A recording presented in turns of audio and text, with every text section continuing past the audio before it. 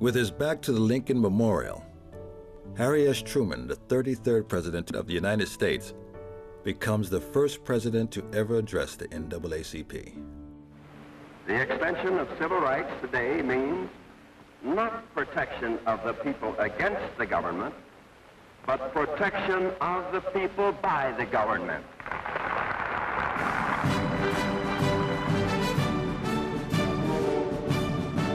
At the Democratic Convention in 1948, Truman goes further. Pressured by Northern black voters and civil rights activists, he endorses a strong civil rights platform, placing his own candidacy at risk. There was this strong sentiment, these are states' rights, these are local matters. So far as Truman was concerned, that wasn't getting us anyplace. The federal government had to move. 30 rebellious Southerners storm out in protest. Strom Thurmond, who was the leader of the segregationists, was approached by a reporter after he had led these 4 state delegations out, and he was asked, how come you did this when President Truman is doing precisely the same thing that Franklin Delano Roosevelt did in terms of support of civil rights? And Thurmond turned to the reporter and immediately responded, yes, but there's a difference. Truman really means it. Outraged by Truman's action, Strom Thurmond, governor of South Carolina, challenges him for the presidency under the banner of the newly formed States' Rights Party. The Southern revolt against President Truman reaches its climax at Birmingham under the States' Rights banner. More than 6,000 flocked to the Rump Convention to join in the protest against the president's civil rights program. 13 Southern states are represented in the uproarious session which precedes the nomination of Governors Thurmond of South Carolina and Fielding Wright of Mississippi as party standard bearers. Governor Thurmond attacks the civil rights plank. It simply means that it's another effort on the part of the president to dominate the country by force and to put into effect these uncalled for and these damnable proposals he has recommended under the guise of so-called civil rights. And I'll tell you, the American people from one side or the other had better wake up and oppose such a program, and if they don't, the next thing will be a totalitarian state in these United States. The battle lines were drawn. 10 days later, after being pressured by black labor leader A. Philip Randolph, Truman signs Executive Order 9981, desegregating the armed forces. It was a dream fulfilled for Randolph, who had been fighting to integrate the Army for over a decade. In 1941, Randolph had threatened to march on Washington if then-President Roosevelt did not desegregate the armed forces and change government hiring practices. A. Philip Randolph, who was head of the Sleeping Car Porters Union, members throughout the country advised the president that if he didn't do it, he would bring over 10,000 of his members to Washington to march in protest. This scared Washington. Roosevelt realized he needed to do something to sent his wife Eleanor to meet with A. Philip Randolph to get the march called off. As we were gearing up to fight a war against fascism, this would not be a good thing for the president to have happen. With all due respect, Mr. President, I thought I might say on the part of the Negro people, they feel they are not wanted in the armed forces of this country. They are feeling that they are being shunted about. A. Philip Randolph. Under pressure to act, President Roosevelt makes a concession. At the 11th hour, the last minute, President Roosevelt issued an executive order, 8802, which established the Fair Employment Practices Committee, which basically said that there could not be any discrimination in hiring practices in the defense industry.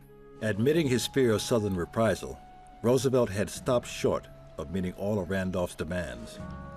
Truman did not succumb to that fear. In 1948, with a strong civil rights platform, Truman wins re-election.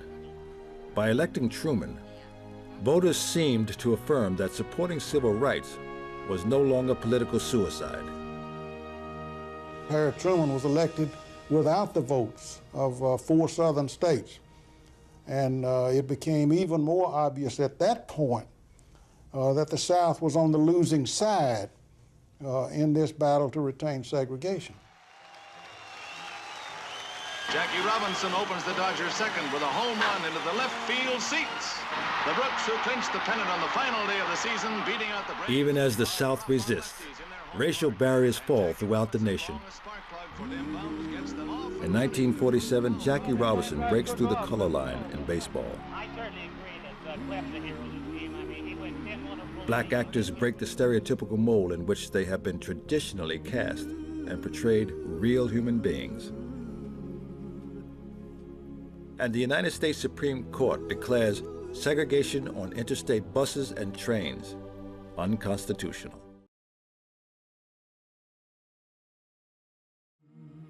Making life better for African Americans in the early 1930s was a formidable task. As Langston Hughes said, the Depression had knocked everyone down a peg or two, and Negroes had but a few pegs to fall. The NAACP, like the rest of America, was struggling to survive. People want to see results, and they want to feel that what they're doing is going to lead to something. And I think it was very hard for the NAACP to provide that. There was no political leverage. You know, black people in the South couldn't vote. There's not any movement forward on the main issues, anti-lynching legislation, sharecroppers getting fair prices for their labor. Things aren't changing. In 1932, Walter White takes over the leadership of the NAACP as its general secretary. Walter White was so deeply committed and immersed in this organization that I don't think he would let himself consider whether they were failing or not. The point was to keep moving. Walter White was, he was able to keep the organization together when many people were thinking about quitting. Du Bois talked about disbanding the NAACP and getting it started on a new basis. There was a fair amount of distrust for Walter White from many people on the NAACP staff, Du Bois chief among them. Walter White was a sort of administrator who liked to keep his fingers on everything, including the crisis, which he believed was not reflecting the work of the NAACP so much as reflecting the beliefs and opinions of W.E.B. Du Bois. This was Du Bois's vehicle for making known his views. It broadcast a variety of opinions on important questions of the day, such as what should the Negro's attitude be toward Marxism. Walter White was not so much concerned about many of these theoretical questions as he was concerned with making sure that the crisis covered what the NAACP was doing. In 1931, he made a play to get control of the crisis, which was something that Du Bois was aghast at. They look at each other and begin to say things about each other in a shockingly sharp way, so that Du Bois attacks White as being really a white man masquerading as a Negro, to use the term of the day. And White, of course, is able to give as good as he gets and charge Du Bois with being an egomaniac and an intellectual who doesn't see the needs of the times.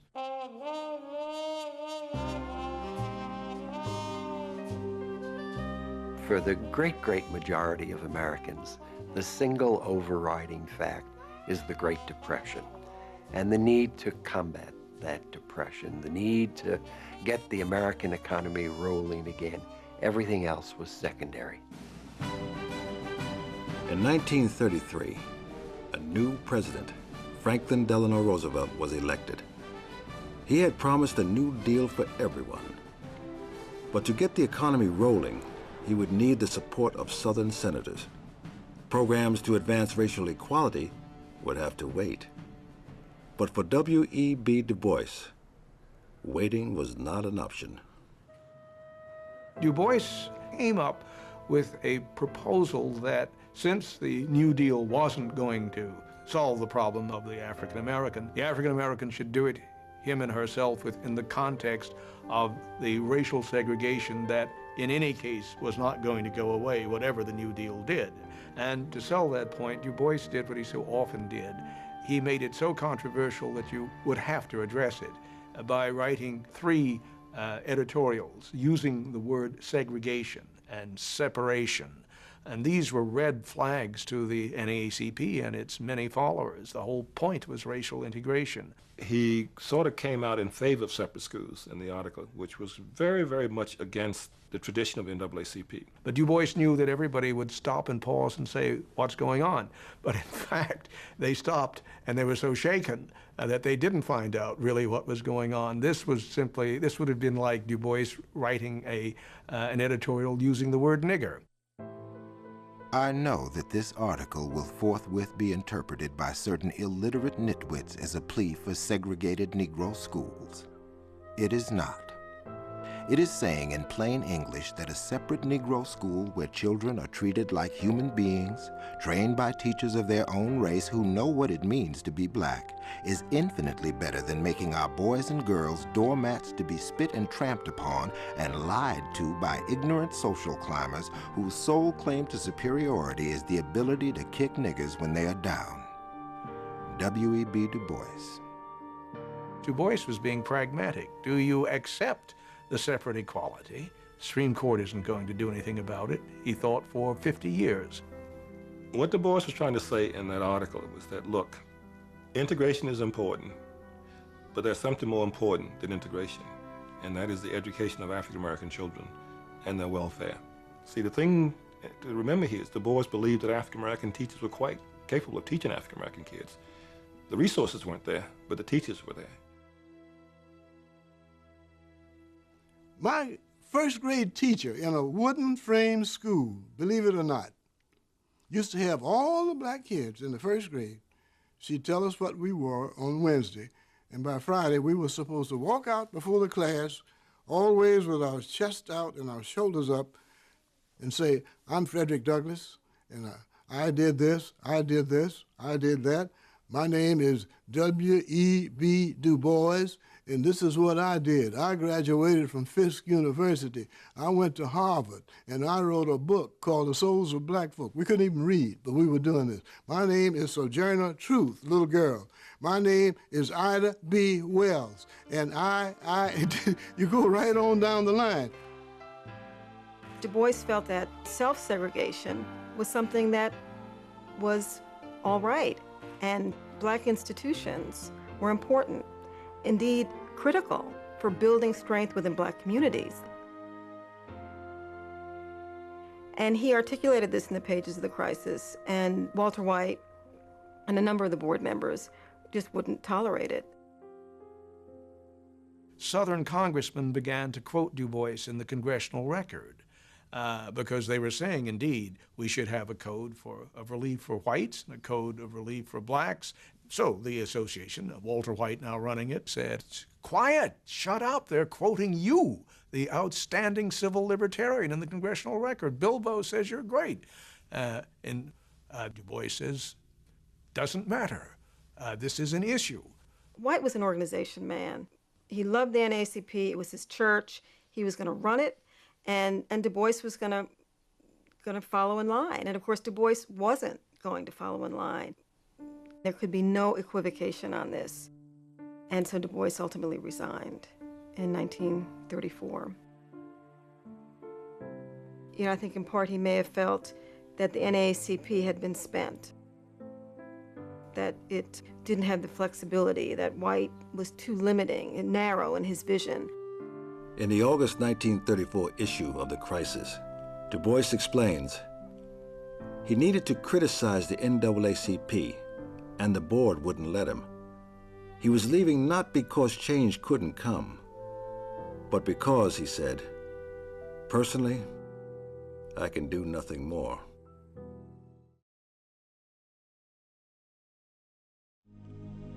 One organization stood firmly against this onslaught of evil, the NAACP, the National Association for the Advancement of Colored People, the foremost interracial civil rights organization in America. One man was becoming the unlikely hero of the NAACP's battle against racial terrorism. 27-year-old Walter White became the chief investigator of lynchings and massacres. Walter White's task was to come into the South, and one of the heroic stories, and we don't tell it anymore. Here was a black man who had blue eyes and blonde hair, who risked his life going among the lynchers, passing as a white man, and got the names of many of white men who had been a part of lynch mobs. At the NAACP, they thought White was risking his life. He knew he was. He wrote to his superiors, I understand that this is dangerous.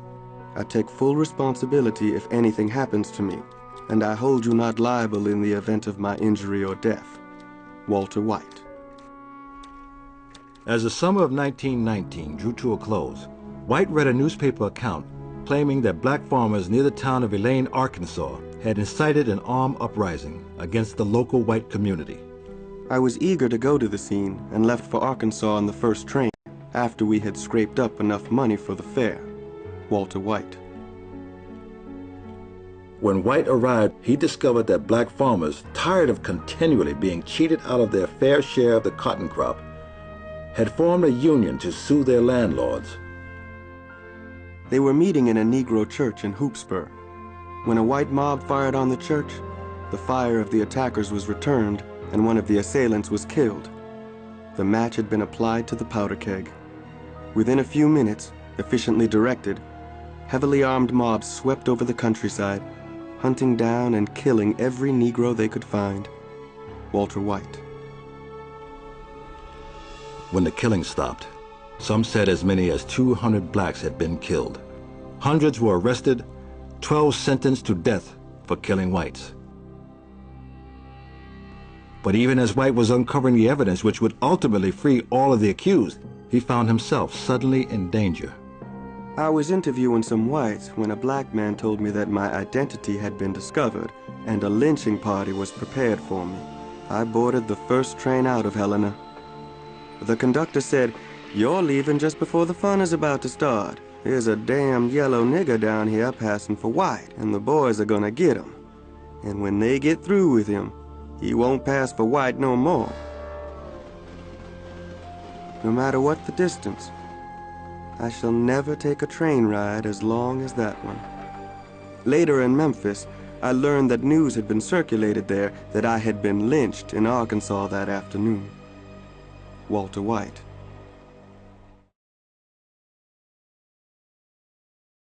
I sit in the Jim Crow car, but my mind is rejuvenated to strive harder, to build a race that will someday rise in majesty and break down every wall of segregation in American life.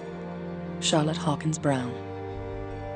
Leaving Massachusetts, where she had been educated, she returned to her home state of North Carolina to teach.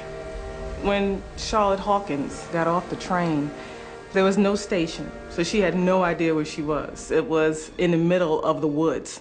So I think it was a little fear. You know, this is not New England. I'm in a different place. Where am I? I'm in this state. I have no idea. I don't remember. Yes, it's my home state, but where do I go from here? I think she adjusted well. In 1901, she converted an old blacksmith shed into a schoolhouse and opened the Alice Freeman Palmer Memorial Institute. For the next 2 decades, she struggled to raise money to build her school into an outstanding educational institution. Because white donors were reluctant to support a school that developed minds rather than domestic skills, Brown had to use subterfuge.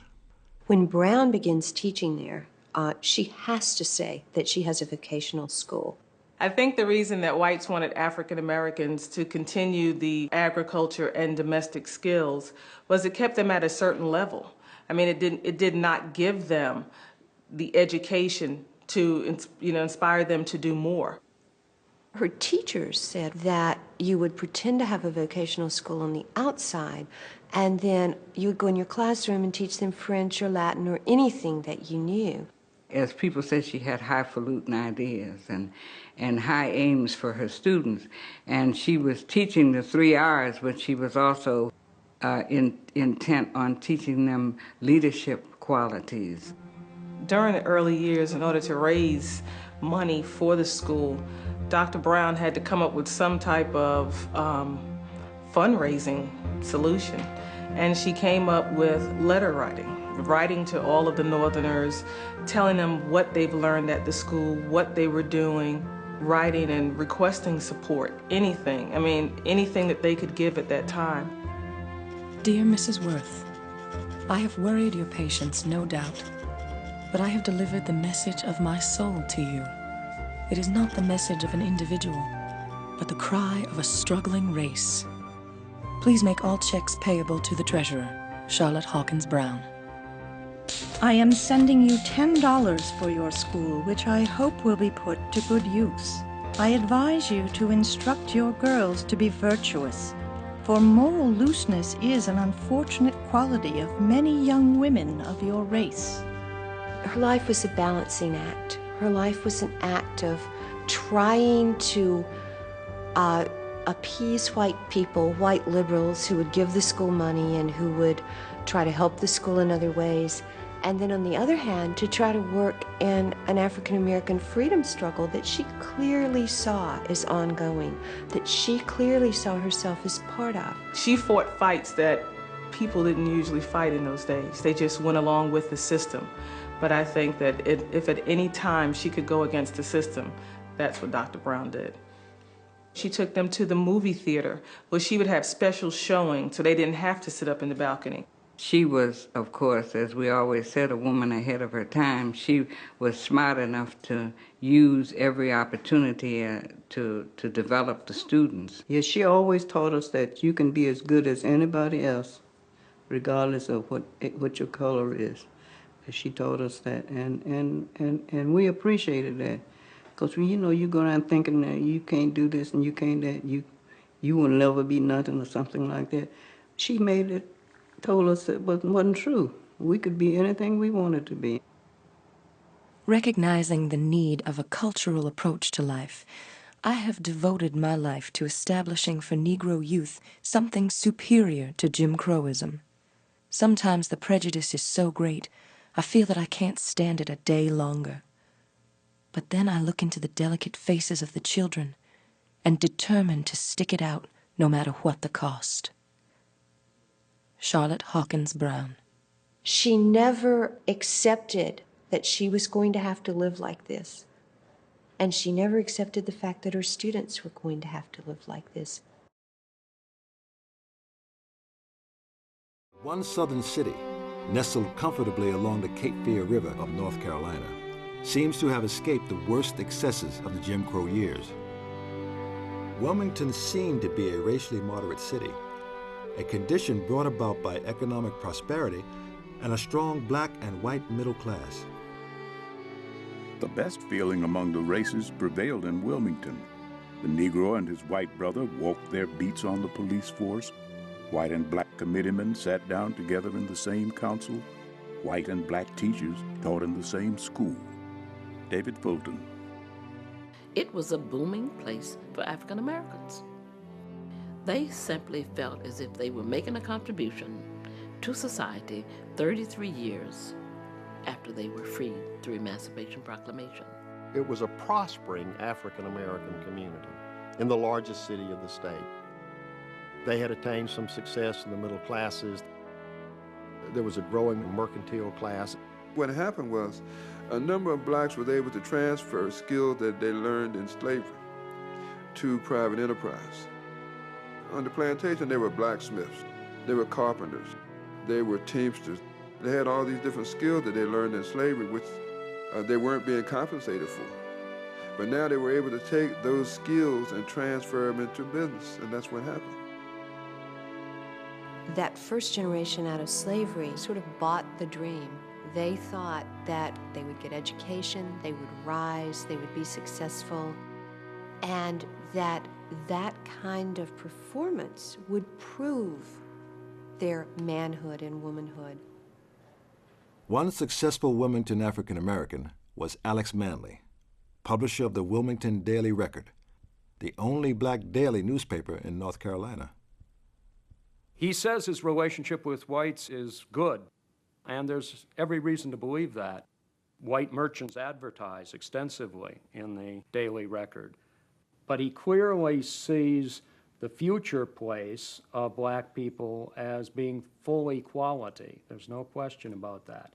And he's constantly encouraging them to become equals economically, politically, socially, culturally.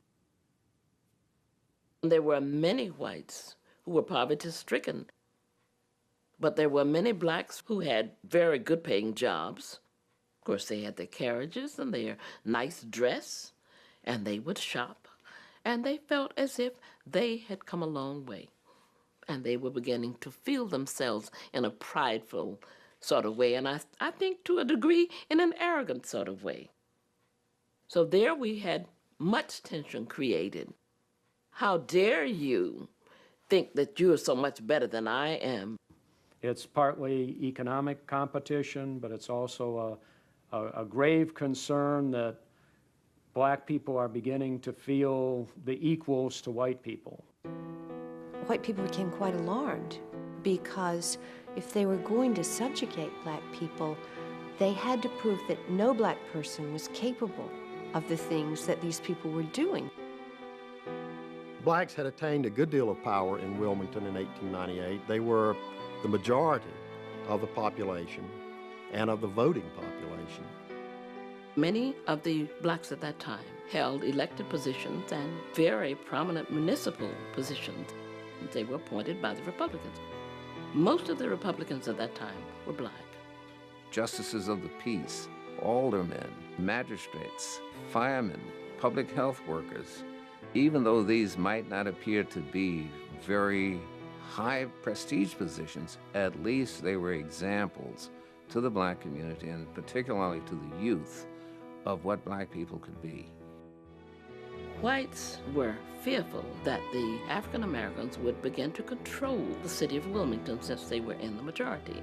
We have to look at two very basic issues. You have to look at politics and you have to look at economics. And whoever controls those two are in power. And it was all about power. It was about political power and economic power. In the statewide and local elections of 1898, the Democratic Party, the party of white supremacy, was determined to end black political power in North Carolina. It will be the meanest, vilest, dirtiest campaign since 1876. The slogan of the Democratic Party, from the mountains to the sea, will be but one word: nigger. Daniel Shank, Democrat. They argue that only the Democrats can save North Carolina from what they call Negro rule. Furnifold Simmons, who would go on to be a United States Senator, Charles Aycock, who would go on to be governor of North Carolina, and Josephus Daniels, who was editor of the Raleigh News and Observer. The three of them got together in a hotel and hatched a campaign that would talk about white women being endangered by black men holding office. The white press portrayed blacks as monsters, representing them as an incubus, a mythical figure that raped women while they slept. White women appeared in parades, on floats, in white dresses, holding up signs saying, "Protect us." Deliberately fueling racial fires, a white newspaper published an inflammatory speech given by a leading Georgia feminist, Rebecca Felton. If it requires lynching to protect woman's dearest possession from ravening, drunken human beasts, then I say lynch 1,000 Negroes a week, if it is necessary. Manly's blood boils, and he dashes off his own editorial that conservative black people in Wilmington considered to be a truth unwisely said. Our experience with poor white women in the country teaches us that the women of that race are not any more particular in the manner of clandestine meetings with colored men than white men with colored women. You leave your goods out of doors and then complain because they are taken away. Alex Manly. The crowning thing that hit the white psychic nerve center was the very last sentence of the editorial, where he says, if white men continue to initiate sex with black women, sooner or later white women are going to start to do the very same thing with black men. And that was not the political thing to say. That just drove white men absolutely crazy. A former Confederate officer, Alfred Waddell, called for violence. We are resolved to change the conditions under which we live if we have to choke the Cape Fear River with carcasses. White men appeared in rallies all over the state wearing red shirts, which was sort of a pre-fascist kind of outfit that they had borrowed from South Carolina. White employers are threatening to fire black employees who register to vote. So there's massive economic intimidation going on. An organization of black women urged black men to vote or risk disgrace. Every Negro who refuses to register this next Tuesday in order that he may vote, we shall make it our business to deal with him in a way that shall not be pleasant. He shall be branded as a white-livered coward who would sell his liberty.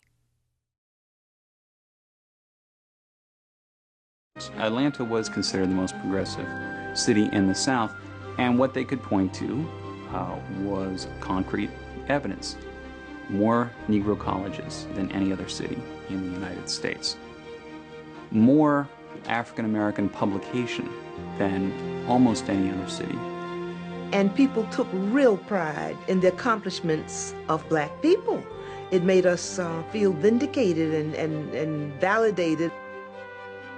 My dad was so proud when he had visitors come to our home. He would take them on a tour of all of the schools, drive through the neighborhoods. So-and-so built that house, and he'd show them how blacks lived in Atlanta. Booker T. Washington took a few success stories and tried to use that to show that, in fact, African Americans, if you played by the rules that I've established, that, in fact, you too could be successful. That was, of course, not the reality. The reality was that Atlanta was one of the most racially segregated cities in the South. W.E.B. Du Bois is one of the most intelligent, eloquent figures in the country. He's a teacher at Atlanta University, a dignified man. He always wears a suit. If he has an appointment with an attorney in the Candler building, he can't just go in and get in the elevator, no matter what individual merits he has. He has to wait for the freight elevator or walk up the stairs. The white elevator operator is not going to take him upstairs. That's a place where Du Bois leaves the affluent black community, goes into the white community, and has to respect forms of segregation, of Jim Crow hierarchy, where his affluence, his intelligence, his education means nothing. Racial tensions were intensified when Thomas Dixon's melodramatic play, The Klansman, opened in Atlanta. Dixon's play presented in stark contrast the two strongest images in the South at this time. One image is of the innocent, virginal, defenseless, 18-year-old Anglo-Saxon female. The other is the dark-skinned, leering, lustful, criminal, degenerate black man, and the latter is preying upon the former. And for him, there was only one solution to this: the Klansman. The play glorified the Ku Klux Klan and denigrated blacks. Throughout the week of September 17th, the press reported incidents of rape, almost all of which later proved to be false. By Saturday the 22nd, white tempers were at the boiling point. The streets were swelling with people. Extras were flooding the street corners. Second assault, third assault. At one point, a man got up on a box and started delivering a speech. We've got to do something to protect our white women. Packs of white men and boys began rushing from the train stations, from the hotel lobbies, from the theaters to the spot. You have by now about 5,000 people. The cries of revenge, of anger, of white retaliation against blacks increase. A black messenger boy rides by on a bicycle. Someone knocks him down. He gets up and tries to defend himself. 10 people swarm in upon him and beat him senseless, leave him bleeding in the gutter. This only excites greater bloodlust. So the mob begins to spread out, packs of 100, 200 began marching up and down the alleyways, trying to find black men and women working in the shops, dragging them outside and beating them. Streetcars bringing black citizens into the city, mobs surround the car. If a black man or woman didn't fight back, he would be knocked down, kicked around, and then usually left alone. If he fought back, he was dead. This was downtown Atlanta. This was a few blocks from the police station. The state capitol was a few blocks up on the hill. The governor is up there. As the mob rampaged, 13-year-old Walter White and his postman father, who were often mistaken for Caucasian, were driving through downtown Atlanta. Their fair complexion allowed them to safely pass through the rioters. Later, White would recall how they prepared to defend their home as the mob approached. In a voice as quiet as if he were asking me to pass the sugar, my father said, "Son, don't shoot until the first man puts his foot on the lawn. And then, don't you miss." In that instant, there opened up in me a great awareness. I knew then who I was.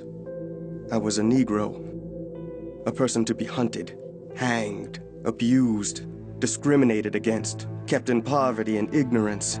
It made no difference how intelligent or talented my millions of brothers and I were, nor how virtuously we lived. A curse like that of Judas was on us.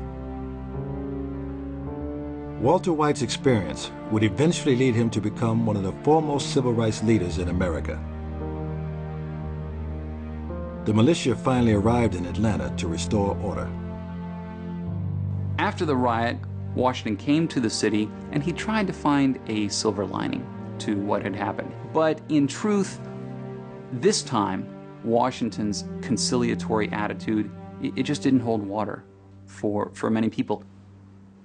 This was Atlanta. This was supposedly the experiment that would prove what you projected in terms of racial uplift. We would cooperate with the white community economically. We wouldn't agitate too much politically. We wouldn't demand the vote that much. We would try to follow a good Protestant work ethic, buy a little property, gain a little capital. We did that in Atlanta. And look what happened. The riot reinforced Du Bois's growing resolve to exchange his scholar's life for an agitator's.